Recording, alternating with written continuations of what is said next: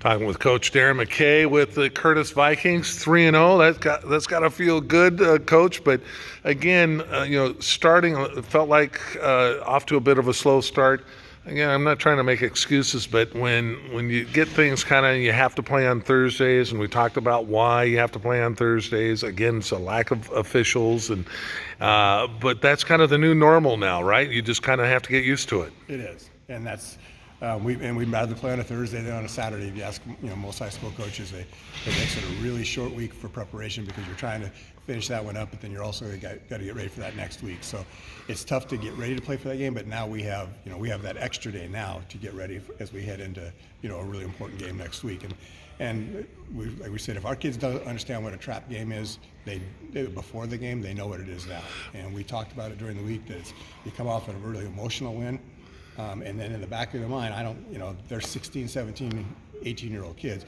We can tell them all we want.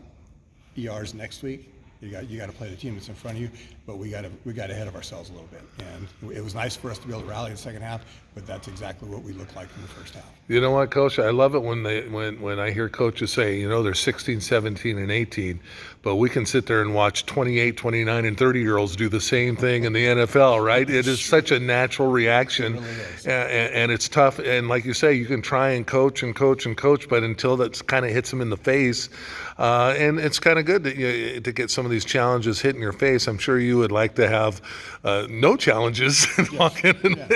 And they are a better football team than they were a year ago.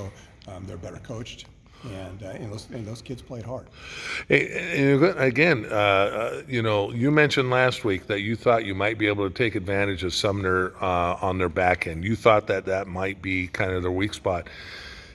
Is it fair to say that people looking at you guys, hey, we gotta punch them in the mouth right, between the tackles here and see if we can set the ground game?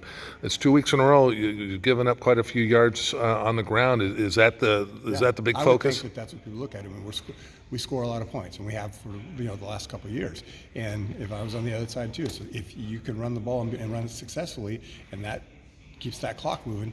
And Rocco and some of those other guys are standing on the sideline, and I think that was a strategy they used, and it won't be the last time we see that this year if we can't stop the run. No question about that.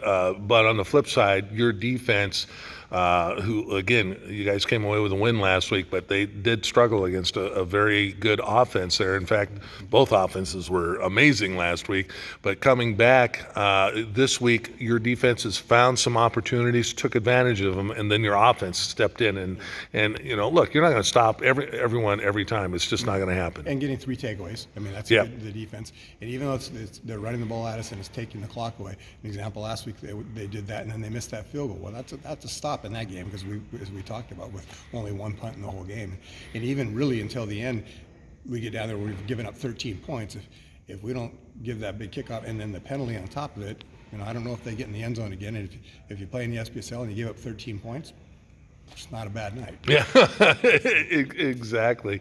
And speaking of that, again, special teams came up, had the ball bounce your way a couple of times as well. So, but again, that's part of football. And Bethel came out, and if folks are sleeping on them, they're going to come out and they're at least going to punch you in the mouth. They're going to hit you hard. And like you said, a new coach and a new staff and a new attitude with them.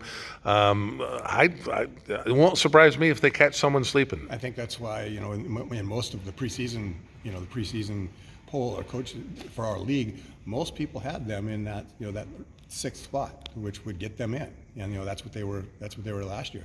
They could sneak up and move up past that. And so, like you said, I wouldn't. They're not done winning football games.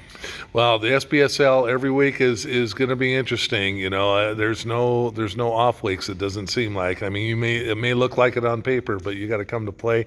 You've got Emerald Ridge coming up next week, another huge one for you and the Vikings. And if you can knock that one off, man, that puts you in tremendous position for the stretch run here. Especially, we'll get a chance to go watch the Sumner game tomorrow night, and that's another one of those great SPSL matchups, and it's really hard to try to even predict where that one will go. And it's hard to say. It's hard to say this early in the season, but really for Sumner, it's almost a must-win if they have any hopes of trying to win the title, the SPSL title.